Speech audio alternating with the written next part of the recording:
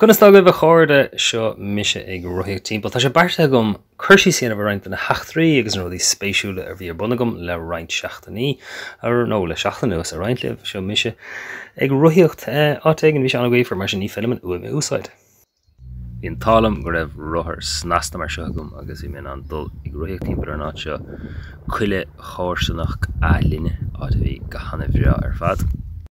Agus seo roinnt post ar a thonnach agus mé an nó imachtaí a bhí an agus has mé dultha go ach ní bhí mé náit ag an eile ar fad. Seo muid an lá an neacham muid ag iascaireacht siad an leoiste an áras sealagracht an agus siad é an gamer agus Robert agus Johan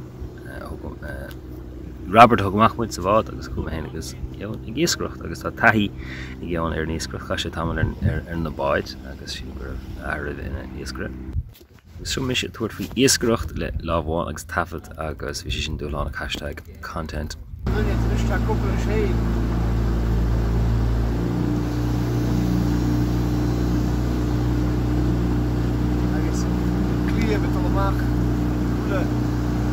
Son Fiamach.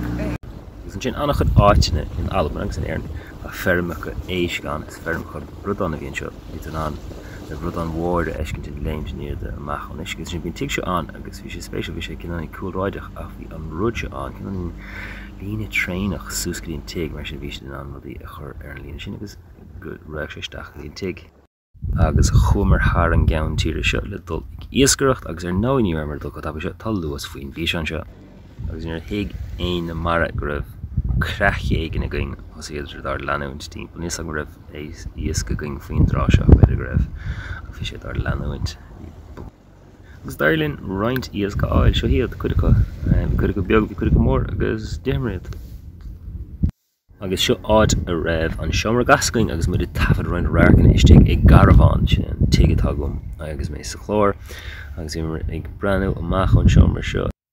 Is er an cinnalín a hafanse stig sa tach stóra seo átar an caravan úd. Is er aglan nach raibh dóhan dín sa seo mission? Good is lag goibh a chóirde, tám sé an gnáteach na halban fi láthair ag an áit seo agus an focail sin aiseach cílíonn sé sin bád far an tóireachta agus tá sé gaibhar leis an focail aiseach a cílíonn urlachan nó churamach sa gaige agus tá sé sin ábhartha mar go gurach tuise gineadach gaige na halban múisc ar chuin arbe. Bunad aiseach an táib tí. Ach an sin fuair mé méid amach. Focail luclanna sé é ó cheart agus sin an áit as a dagan an tí agus an fleiscin sin an is dó gur butainna. Agus seo mise ag fille a bháile sa taxi tris lá tafta hí nuair go hanamh rá an seo seo i nacha le cip a bhil tá lán trá na seo cósta ceann na chóstaí na harrag sa lán trá na gaine bheann agus tá siad go háling ar fad sin cip a bhil agus sin muid dul thar an dráig agus bhí ceanta seo go háling ar fad agus níl aga man é seo bhí mar tafad gear go leir de seo coppla uair agus nuair bhí mar ar location seo machad nó machare agus is cinál rud nó na tíreolaíochta de is gné hireolaíocht ar leithe ainte as cumar thar lán tithe beaga agus tá lán tithe síre agus tithe go lánta daon ar an gcuid seo den Oileán tá cinnaíon rudí ar na Flintstones ús an son agus seo cean an áit is measa áta bhfuil sa lucht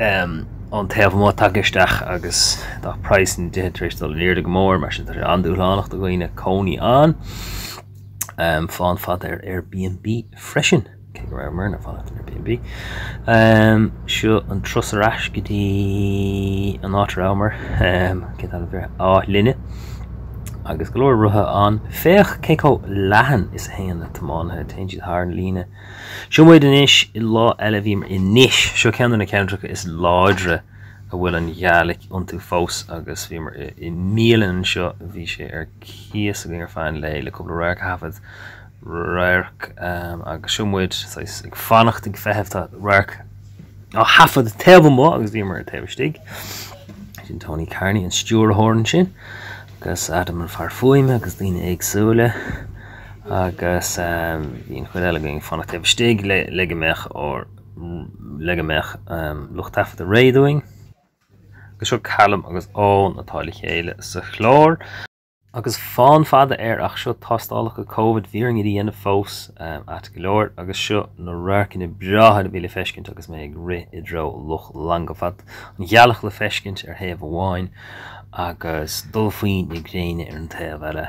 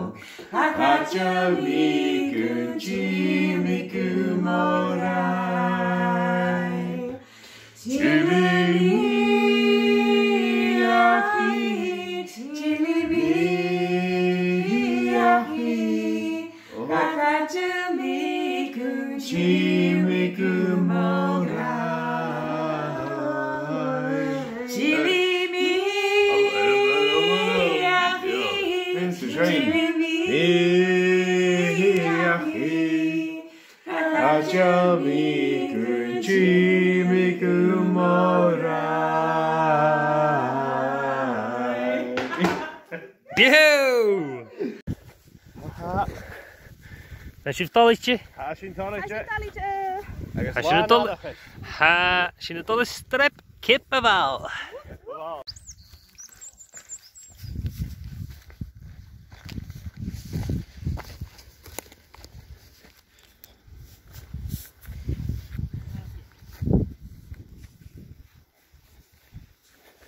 Aber raar ke vile feisken an tja.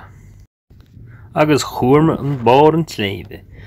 Agus bhí an rion áard sa spéir agus bhí raach anamhrá bhí mé seasta húsar an gnocáin beag concréide bhór an tléide. Bhí raach anamhrágaing na hiláin bheoga. Hello! Hello! Where should you go? Hello! Hello! Yehu!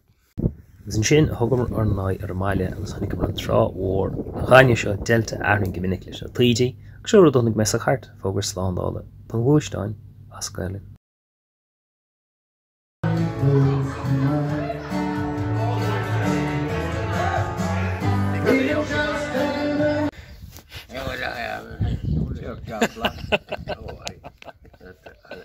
Duwt.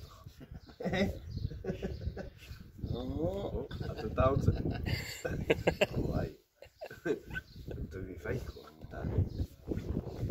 How do you get water? Fuck, it's a day for Red Sox. Seo le an Gaelic den seannach go gaige sin, is far gaige cliste na beir cliste agus cílíonn ciste sa cóna. Rinnew ghoid Armtha an siúpa seo seachtain agó hin. Seo istearna bhag seo siúpan am réigán. Agus bhí ar cléisisin gradí ach 10 punt a bhreith leis. Sin fíric granarhan le fuair sin amach ar radio na géal. Sin gur scrían a bhíige. Roepen dan nog heel. Ha. Ha sin coid gléimh nach a tóir artist an seo mú tíimiil an hill. Agus bhain scrap. Chomar go níis dúsgur den an stáilm seo muid an sin agus seo cóirtha Gaelic. Ní bhín in urgent Gaelic na bheiscin paidbí an áitin éagsúil an albacht an níos mós na hiláin. Seo an counter am an fannacht an ó taobh leis dúrachar sé garfacht ar léir an níomh dacht go bhéing leis. Chúi mé chuig mullachan I láin áitiúil an cuineán cogaigh slíthe ag rith go minic agus rith mé hartar agus rith mé sus go fada leis. Seo é an cuineán cogaigh go ríist. Áit an bhrá le brathnú ar Oileán. Agus ceann an rudí bhó ar bhá mé sotas ar Oileán ná tailte an chaisleáin dairglumm dul ar glóir siúlóidí rithanna agus go mé roiíocht go mé mion minic ar na tailte tá glóir cosán éagsúla an tá siad thardamh a glas taobh le hainneach a beaga áitin le glóite glóir éanacha deasa le feiscint agus tíreach rudí spéisiúla cinál tithe beaga buí sinna nó fallís a thógad ar fadó agus na tailte óbhar caisleán leos atá gceist. Agus sin gur haismá mé I seo. Seo caiste láis, caisleán leis agus cool. Agus siod cnoch na creiche áit a grochtaí daoine trád an saoil. Agus cosúil go míoch caran megaliteach an seo. Is na échan dúir sin, tá sé sin annach cosúil le brú na báine nachfuil na clocha móra timpeall an doras cinnalín cosúil leis fiú an tlí gohfuil an balla thosaigh cinnalín cuairtha mar sin. Cuireann sé brú na báine gine domsa, is agam fuaise. Agus seo amhaín beag ar imil hailt an chaisleán agus tigín beag agus í an dulteachán agus chuirg sé scanra ar haimhse agus dógumín teagóirí ag Oileán mar a bhíon agus mar snósló ina áit le daile héad. Agus éis leis na haoine bhíon seo.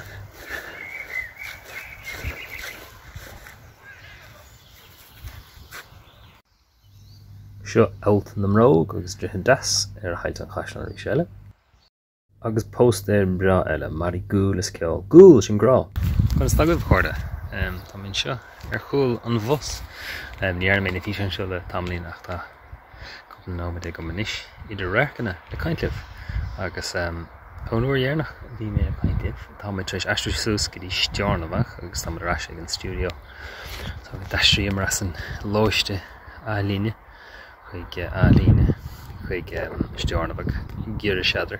Agus tá tíig ina bhfuil trúr going sa bhí asáis an grúpa mór is an ágal an grúpa mór agus tá an Jonis agus an tatan se caite bhí cúpla lá measar dúláán chu gomsa ó heh náisiúirta de cúpla cean na ráchanna bhóhí gomsa nó na ráchanna bhór fad bhí gom stáilm le duine den heistúir eile istí go seomra be goháin ach bhí sé simúil bhí sé an tainehach bhí dúláán baint leis ach sílim gcuir go má leis cos a greibh an léarthóir agus an siúrthóir sásta nó sásta leis so bhain mé soltas sin agus dhéag sin bhí cúpla raic chud an fanála na ráchanna mór dearnach ar fad le déanamh going freisin agus anna go dtíine na heistúir ar fad gabh leis isté an lá sin rud bhí simú mar uaireanta ní bhúlann tú leo ar an láthir ibre so bhí sprí ban le sin ach bhí tasmór sa seomra agus bhí mar se sa háart a bhain le agus nuair bhín anna go daine an chud nach réach leat beidir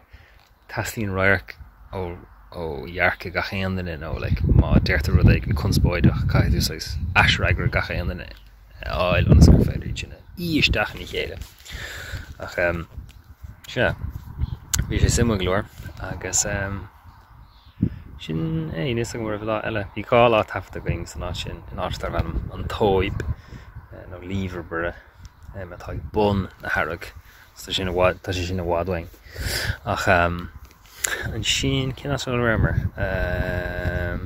se hangmar an seo agus sin é stoilm nar chuirda mé seo nar chuirda bheith leir a fáhád san tamlíon chuirda gnarlah seo póstar bra ar tháinig mé air duna péisteanna mion bhístóga tá si go hálaigh nach chuir agus seo francoch mór groí a tháinig mé ar mo hiúlóidí dom tránóla agus siod iad bláhan in na Gaeltachta. Bhain sé seo gáir asam bhíon fada seo drimaráis Gaeilge tá ana bhein agus gaige tá. Agus seo cóir bóthir seo mar bhíonn si go minic i stearnamach. Agus rinne mar sesiún bra yoga sa chaisleán féin. Agus seo pórtainna an bhuileann a phléimar a bhí seán ribhe seo stáilm. Agus a ríist eile ionta sí an chaisleán agus na dailte. Féach go cosal is an Gaeilge agus an Gaeilge an seo. Shraithín beag pleisteach tháinig mé ar bhíonse páirce. Tuile Gaeilge an seo. Agus tuile áileachta is má le áileacht. Agus an seo seannach go Gaeilgeatíomh, bud go gur sé simán. Agus siad an éadáil leabhar cheannas an túfás leabhar nar na hána me bhhaile an áite. Agus siad dul faoi nig géin ar na hínta déirnacha. Ní acha sí fuaithaí ar fad a gceart. Agus sin é críoch me scéling go nigi seo be tuiligim díomh a machchan seo.